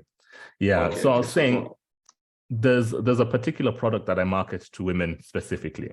Okay. The men are just collateral damage because you can't stop men from seeing a social media post. Okay. But the way that we design our posts, the way that we the language that we use, it is more associated with women than it is with men, right? Even the way the colors are presented, it is more women than it is men. So it really depends on the product itself. Yeah. Okay, thank you, Mo. So we'll move to the next, but before we do that, Balogun, your hands are down. Your question has been answered. Okay, so on a lighter note, just to crack this in, you know, we're coming back from work. I'm sure you guys who stay in Lagos, you know these guys who hawk on the hold-ups. You know, they want you to buy things from them. And have you ever noticed that the ones children things like sweets and the rest, they don't go to the parents. They just go straight to the windows of the back seat, and they start dangling the stuff. Probably toys, children toys. They start dangling it, you know, in front of the kids. And then you see the kids jump to the front and be like, Daddy, Mommy, I need this. And they say, I don't have cash for this. And the kids just go on. And guess what? The hawker doesn't leave that child. And, you know, they get successful most times because then the dad or the mom will just want him to go off the window. So they could like, might just give them some money and let them get that thing they want. So like you said, like Maurice said, it depends on your goal. You have brands who target. Indomie doesn't really bother themselves with a lot of things. They just, you know, go for the children, go for the adolescents and all of that because they are probably focused on that. So question for you founders is, what actually is your goal? You did the vision and orientation. If you're targeting this particular demography, go on. So I move on to Emeka, you're next. Emeka, then we'll take Balogun. Thank you very much, mentors. The lesson was really profound, and I'm glad I'm here. I have a couple of questions. Having gone through this program, I'm suddenly discovering that even what I started with, I may have to change. I would have to change it because it doesn't speak to what I'm now focusing on. And to be honest, even coming to that name was difficult. Names are hard to find. And the trouble for me is that after finding a name, even before I've started looking at the next assignment, I just saw that it's the same process of what I've done. I'll go to some website to check if the .com is available. I'm a fan of .com, even though I know it's overused. And once it's not there, I'm not interested. That is also hard to find. And just a follow-up to that is, you want to compare between businesses that has acronyms to businesses that has one-letter word to the ones that have two-letter words. And like my own, show your trade, it has three-letter words. It looks long already. I don't know how you can help us narrow down and get a good naming structure. Then the second question is, branding and social media marketing is a lot of work. In my previous experience, I know what it takes. You're required to post nearly every day. You have to come up with content. You have to design them. And you have to actually engage somebody to help you do this. And that requires a lot of funding to pay for it, which I know that where funding comes, it covers that. But for startups like us, because at some point I had to close down one or two of the things I've done in the past because I just kept burning money and I wasn't getting it. So what I'm trying to ask is, I know that people have succeeded in running several successful businesses, but it's hard trying to focus on the product, focus on the marketing, focus on running everybody. What do you have to say with respect to managing this branding and social media marketing part so that it's fluid and you're able to achieve your goals? Those are my questions. Thank you. Okay, so I'll start with the first one because I think you guys will find this quite funny. So my name is More. I happen to be a Maasai, okay, and who's in marketing. And then this is my logo. This is my brand. Okay, I didn't overthink it. I just said, you know what, I'm a Maasai who does marketing, and it was just as simple as that. You shouldn't overthink your brand too much. The more you overthink it, the more you're going to start realizing that, maybe there's somewhere that is not good enough for me, or like, for example, what you're thinking now, you need to change. You need to change something. That might not be the best way. Okay, the easiest way, there's a simpler way that I actually help businesses with their namings, and I say, think about you as a start. Okay. Once you've thought about yourself, think of yourself as a business, okay? And remember that at some point, you kind of release the business, and I'll get to that in a second. But yes, think about yourself as a business, right? When you think about this person, what is their name?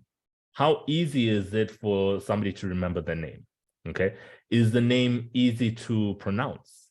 Is the name easy to write down? If I'm having a conversation with my friends, am I going to be able to repeat the name in conversation, or am I going to be like, I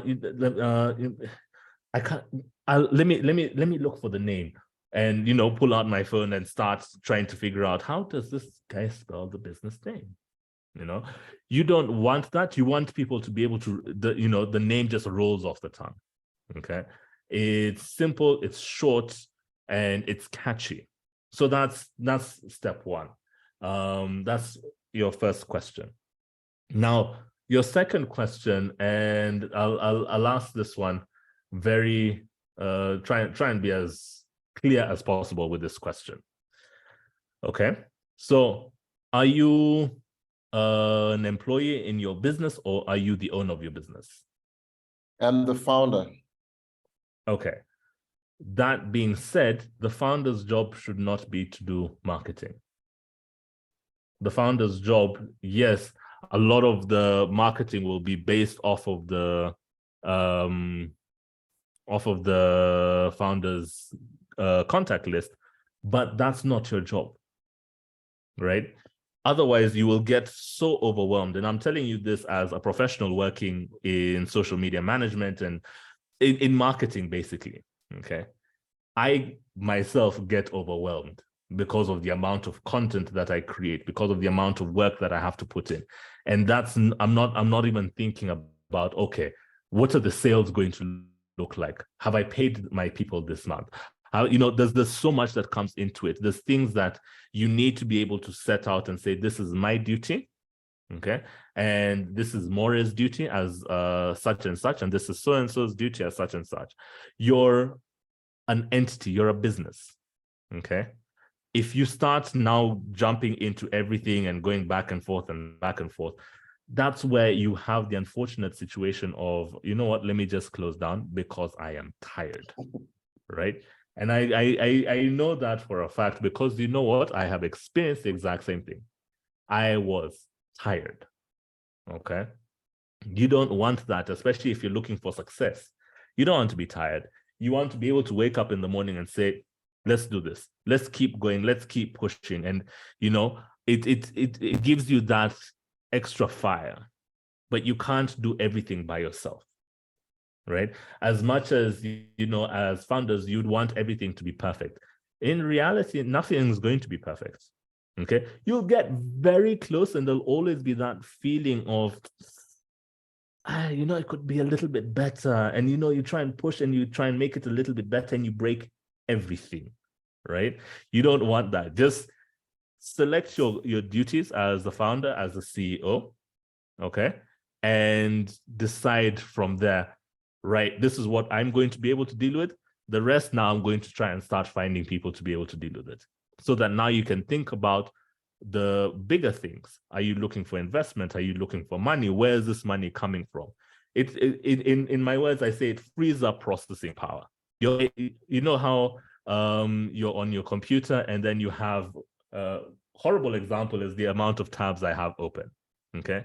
And then your computer gets slower and slower and slower and it's overheating and it's making noise and it's stressed. That's what's happening in your brain if you're doing everything at the same time, okay? And you're a human being. As much as, yes, we have, I think it's, is it 1 billion i7 processors as our brain, or it's a ridiculous number like that. Yes, we have this big processor in our head, but it gets tired as well. You're a human being, you're not a machine. You can't do everything on your own. Look for somebody who will be able to help you, even if it's just one person, just to take the load off a little bit. It comes in very handy. Yeah. Thank you very much.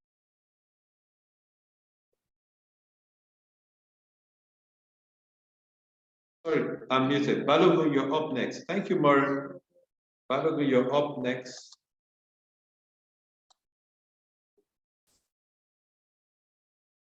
Balogun.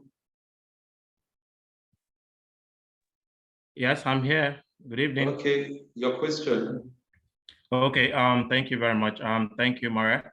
I'll be asking about a situation where this company is actually having more than one product. I'm talking with respect to my company. So we plan building several integrated products. So I was concerned about the marketing, the branding and marketing, that should I actually go ahead with the branding and marketing more of my company or more of the products. Alphabet Group owns Google, they own Nest, they own other several products which stands as companies now. And most of my friends don't know Alphabet Group. So, but they are the owners of Google. So I would like to ask about that part of it, that should I go more for the marketing and branding of the products, and along the line, people get to know my company, or I push up with the company? So thank you. I think you answered that question with Tumberi, right? Maybe Balogun was. Yes. Yes. Maybe you could just echo the response to him again. So it, as I said, it really depends on the goals. If you have several products, I would tell you to brand them in a very close, similar way, but not to the point where people just think it's just one giant thing with just different names plastered onto them. It ends up becoming very complicated if you start making such big variations, right? And it's interesting that we talked about Indomie and the flavors, right? There'll be chicken, there'll be beef, there'll be vegetable, there'll be all these other flavors. But if you go to the supermarket, you know which one you're looking for, right? You know, just by looking at the brand of the packaging, you know what it is that you're looking for. You're not going to be confused about it or anything like that. Okay. Several products becomes very hard, right? But also, again, maybe you can we can take some time, maybe in the office hours, you tell me a little bit more, so I can help you a little bit more. I feel like I won't be able to answer your question properly right now. Okay, thank you. So the final person is Lawrence. Then we'll take one or two questions I see in the chat. Just two questions I've seen in the chat. Lawrence, your question. Okay, thank you very much. So my question is this: talking about the stages, the different stages from brand exposure down to customer retention. How do we leverage the data that we get at each of these stages so that we'll be able to get better results?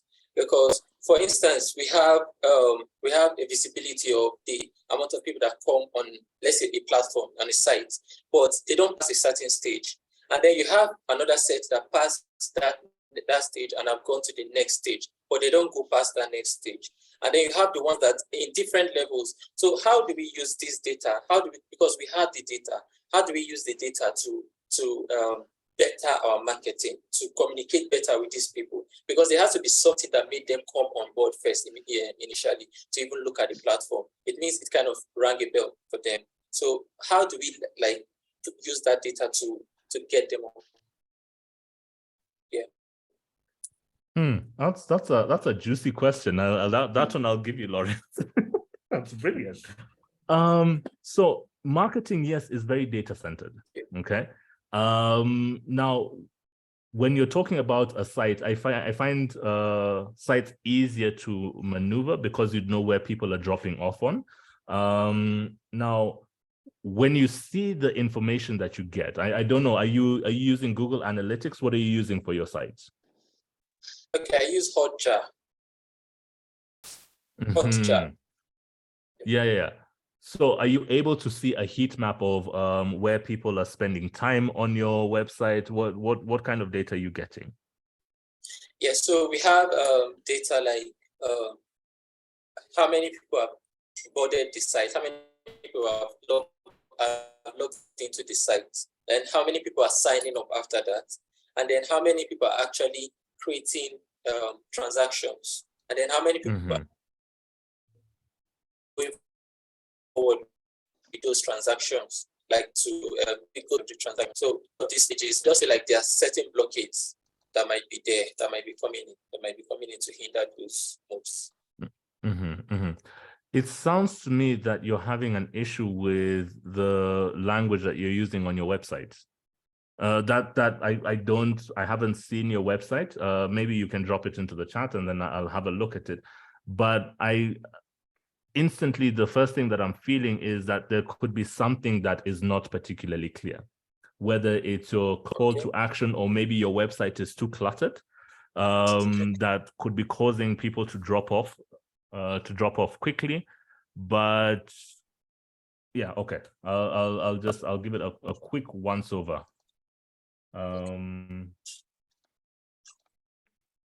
Yeah, that's what it sounds like. And a lot of the time I see, and it's interesting that I'm in marketing as a developer, but I see people making the mistake of, I want all this information on my website, but then you have no call to action, right? But what I'm appreciating is even right now, as the page loads up, the first thing that I'm seeing is your call to action right here as the register button. I haven't scrolled or anything, right? Which is, I have to appreciate that. Now, I would suggest that you install Google Analytics onto the website. It's like, I think 1 or 2 lines of code that you can insert, and it's copy and paste, really. Okay. Yeah. It's copy, let me just. Yeah, you just copy and paste it into the body of your website, and it starts giving you feedback as to where people are coming from, whether it's a social media platform or it is an organic search. You know, somebody went into Google and searched your keywords, or it'll give you information as to where people are spending time, how long they're spending time, and you know, it gives you a little bit more information.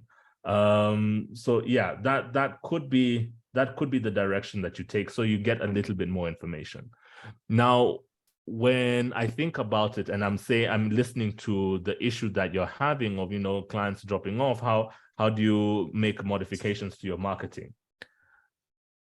Instead of using the website as a general theme, right? You use for example, this register button here, okay? You use that particular link to come back into your website. When you're doing your social media posts, you're posting this link, right? So people go directly there. They're not going to have to think, okay, you know, let me search, let me think about this, da, da, da, da, da, da. No. You send them right to the place that you want them to be, okay? And even as I look at this register page, this is a beautiful page right here, okay? But if your social media is not reflecting what you're going to have, that now is where it starts becoming a bit of a problem. Yeah. So, okay. So, More, Ahmed, and Toye is sent an apology. Toye, More, and Ahmed will be available office hours. So quickly book your time with them. More, you're the only one we are launching on today. Ahmed had to, he was cut off. So just 2 questions for you. I'm going to take the questions. I'm going to take the questions from Samuel Ando because he sent in an apology. He's gotten a little network problem in his place, and if he speaks, we'll probably not hear him properly. So the question is from Moore. It says, please, with 3D and flat designs, which ones are the best for logos? And then he's also asking, please, with goals, how do you structure it to make you more focused on it? I don't get that question very well.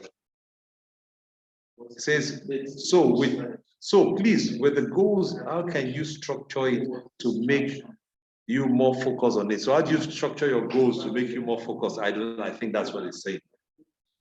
Yeah, it's slightly vague. So I'll tackle the first one. Okay. 3D artwork for a logo is very tough to use. Okay. When you're thinking about your brand, you're not thinking about, okay, just social media alone. You're thinking about business cards, you're thinking about t-shirts, you're thinking about cups, you're thinking about hoodies. In fact, I don't have my office hoodie with me, but something like this, right? If it was a 3D logo, it would look funny, right? Yeah. And you want, as I keep saying, you want it to be something so simple that somebody is going to be able to remember, right? They're going to be able to see it at a distance and say, okay, this is who these people are.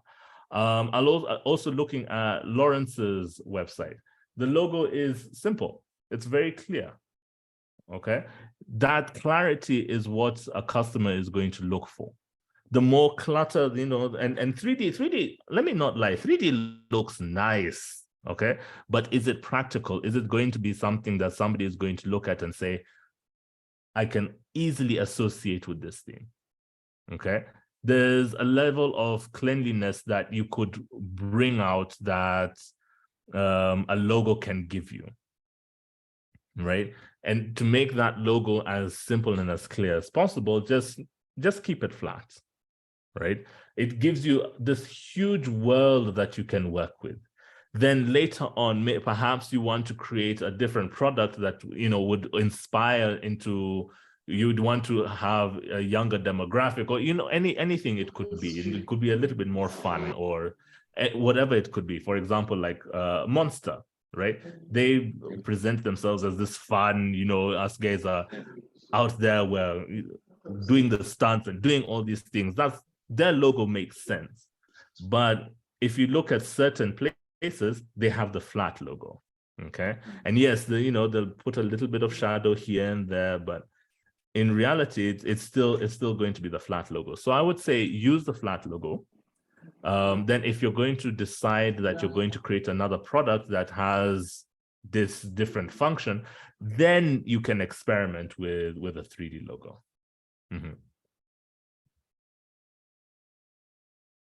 Okay.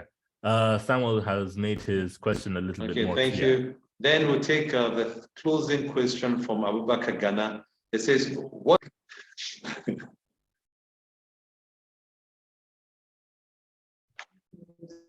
Okay. Yeah. So someone has clarified his question. So, okay, let's do Samuel, then we can go to Abubakar, right? So Samuel, your question again is just a little bit difficult, because you're the one who's supposed to be able to set out your goals. Okay, so if I was a founder at this point in time, I would say, okay, my focus, and this is coming again, marketing background and branding background, I would say my focus would be make sure that the brand is aesthetically pleasing. Okay, make sure that if I'm creating a brand, everybody will be able to understand it, right? In fact, I feel like there's a brand kit that I created recently that I could show you guys very quickly. Yeah, so you have to think about it from that perspective. Here we go. You have to think about it from that perspective. How is it going to relay to somebody else? Okay. Now, yes, you're the founder, you're the CEO. It's supposed to be about what you like, what it is that you appreciate. But again, ultimately, you need to make something that's going to make sense to somebody else. Okay. Let me just show you this quickly. Yeah, here we go.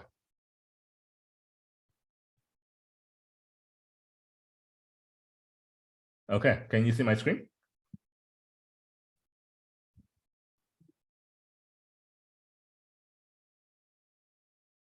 All right. So yeah, this is just a simple brand kit. It wasn't anything complicated. It was for a business that had no branding at all. Okay, so we selected the kind of font that would be used, the colors that would be used, right? And then different variations of the logo, right? And then now the text, the kind of font that will be used. And it was just as simple as that. You want to be able to create something like this so that at the end of the day, it's simple for you, right? It makes your, well, goal tracking a lot easier, right? And now when you're thinking about what you should focus on, I would always say start with the brand. Okay, have the product, have the business. Once you've gotten the business idea and now you have an understanding of where you're going to go, now think about the brand itself. Okay, think about what it is that is going to happen that's going to make somebody say, I like these people. Okay, and remember, the brand is not about you. It's not about your feelings. It's not about your thoughts. Yes, you input it 100%. Okay, but the person who is going to tell you whether your brand is good or bad is the person who is probably going to buy your product, right? Not you, as much as, yes, it's your baby, your brainchild. No, it is the other person, the outsider, the person you have never interacted with. You've never seen this person before in your life. that's the person who you need to impress with your brand. So I'll say put in effort in your brand. After you've gotten the product and everything ready, then now you start thinking about your marketing, okay? Thinking about how it is that you're going to sell to these people and what words are you going to use? And I keep coming back to that. What words are you going to use that are going to inspire somebody to say, I want to buy from these people? Okay, so just I feel like that would be the direction that I would take. Yeah. Okay, thank you, Murray. I guess before Lady A comes in, we're running up. The office hours, you'll see your office hours. Please schedule office hours. Take the best you need from these people. They are mentors, they are professionals. Please take the best you grab from them to build your company at this stage. And I just want to tell you this: every time you connect to any one of them, just ask them, I need to settle my visual identity. Your company needs a visual identity. You saw what Mo put up there. To the point of fonts, some of you would write a simple letter and you'd have like 10 fonts scattered all over the page. So please understand what your identity is. So when people see your company, right from the beginning, they understand that this is this person. Okay, so Lady A, it's over to you.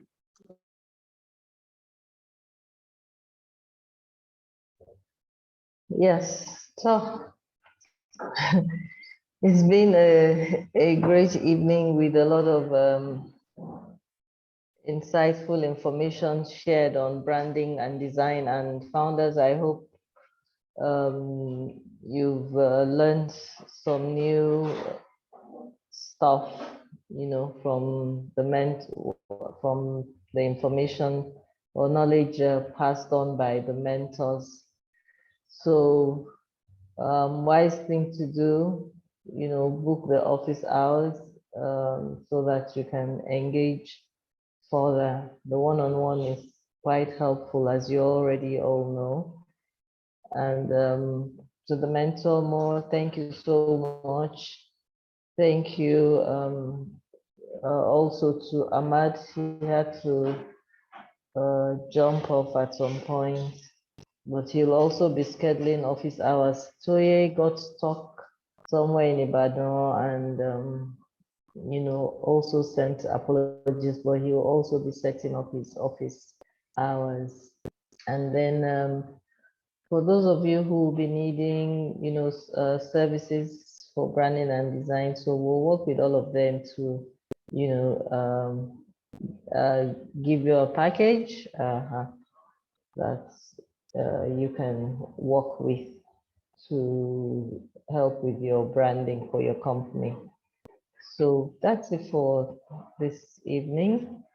So like I've always said to you, put in the work, trust the process. Entrepreneurship is hard work and requires a lot of, fluid intelligence, thinking, standing on your feet. There's no rest, that's the truth of it. You're preferring solutions and also making a business out of it. So it's a lot of hard work, and what you're going through is just the tip of the iceberg through the program. So in the real situation, when you establish, it's a lot of moving parts for every kind of business, regardless of sector. So this exercise through the FI Accelerator, just helps to begin to build you up. So please give it your best, give it your all. Okay, and so going forward, sprints must be delivered, assignments must be delivered in time so that we can review, the directors can give you good early reviews, okay? And so some were locked out of this session today because of tardiness, not, doing their work as admin. This is not what you do at the last minute. It's not, because you're working on your business all the time, and that's what this is, all about. So we expect to see improvement in your work. Your pitches still need improvement. You listen to the feedback from the mentors. Yes, there are lots and lots of resources on the FI website. Lots and lots of video pitches. So you watch them, and that, you must be able to communicate, your idea upfront to elicit interest. And that is why deliberately in your curriculum, there's an exercise for pitching every week. So this is the last session we're having. We're taking a break for 2 weeks. And when we resume, it's going to, that session is going to be, oh, that's legal and IP. Okay. No, mentor idea review, sorry. So mentor idea review. So you have 2 weeks to refine all the refinables, if I may, express it that way, use that word, to refine and go through your all from vision, from orientation, from week 1 to date, all your sprints, and refine your work. Let's see your best output before the mentor idea review, because that's going to have the first level of, ratings given across board by a pool of mentors. So we should have about 10 or 12 mentors in the room on that day, closely gauging your work and rating. The ideas that are not strong will be dropped based on the rating. Those that are strong will continue in the program. So we have 2 weeks. We're going to also give you a holiday assignment, so expect that in the mail. So that's it for tonight. So if you have any questions and concerns, I think we can just give a few more minutes to take that from, anyone. Emeka, show your trade. Yes, ma'am. Thank you very much for the opportunity. So in the course of our reviewing, our ideas have now been streamlined from having multiple options into one. We can't go back and change. We could probably improve how we presented it, but I don't think we can actually go back and change what we initially wrote. Because by you saying we should go back and improve on all of them, should I go back and remove what I originally had? Because like some of the things I presented, I said I was going to do delivery, I'm going to do online marketplace, I'm going to do marketing. Now I've streamlined to one, delivery. Are you saying those other ones that we've recorded before, we go and change them? Or we should leave it as and the 1% one reflects what we're currently doing? What we want to see is your transition from one idea to the other is okay. That's fine. So where you are at now,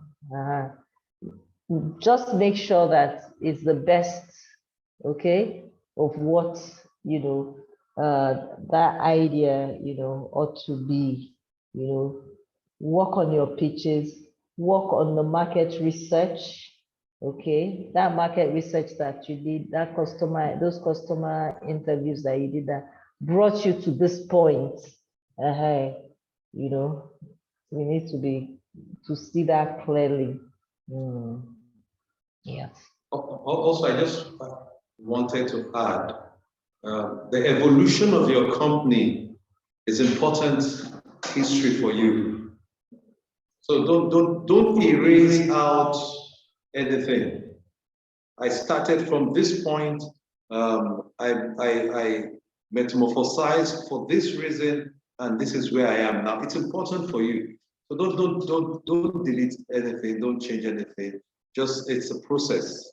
It will also help you in your company development to understand where you started from and what made you, the kind of data you saw or you researched that made you align to what you're doing now. So if in future you decide to expand, you know what you need to do. And if you don't want to expand, you understand why you are where you are. So it really helps to create a company spirit, a company mode of operation for you. So please don't wipe out your past. Keep your past intact. Thank you. Final one, Toberi. Yeah. So I just wanted to find out, please, can you clarify more a bit about the break? You talked about the 2 weeks break. When is that effective from? And what is the purpose of the break? Okay, so typically would allow you to, go on break so that you can have enough time to, like I said, refine all your ideas, all your work, tidy up and prepare for the first level of rating by the mentors. And it takes effect from now because it means that next week you don't have a session. You don't have this weekly session. Yes. And so going on break, like I said, we are going to give you a holiday sprint and which you'll still be working on. And then the next time we meet will be the upper week. Yeah. So it's not like a break, it's just that it's just to go and work on, continue, complete the work and then come back again. So it's not like a break. Well, I was waiting for you to say that. It's still a break, because well, honestly, because I must confess, it has really taken a huge toll on me. But I was like, no, I'm not going to stop this thing at all. So when I hit break, my ears stood up and I was like, really? But then don't be crashed. Balogo. All right. I'd like to ask if the holiday sprint we take just 1 week or for the whole holiday. Oh, when you receive it, you can answer the question. Oh my God. When you receive it, you answer the question. Okay. Yeah, so just put in the work. Put in the work. It's not easy. Work with your team, and lots of resources at the back end, so just read up as much as possible, watch the videos, on and on and on and on and on. So more, we're so grateful you stayed through till the end. So we look forward to your office hours. So founders, have a great evening. So see you. Well, we're all on the WhatsApp group. So, and then we'll be on, we'll be hosting office hours anyway. So, feel free. Yeah. All right. And one thing, yes, always make sure for your assignments, once you start, always transfer from the content from your Google Docs, onto your assignment dashboard now. So that it helps us with reviewing quickly. So coming to an OH when we've not had the opportunity to look at your assignment, it's not that productive. Yeah. All right then. So good night, everyone. Sleep well. Bye. Good night, everyone. Thank you for the session. Good night. Thanks. Good night. Yeah. Bye. Thank you. Bye. And you can stop by the office since you're on break.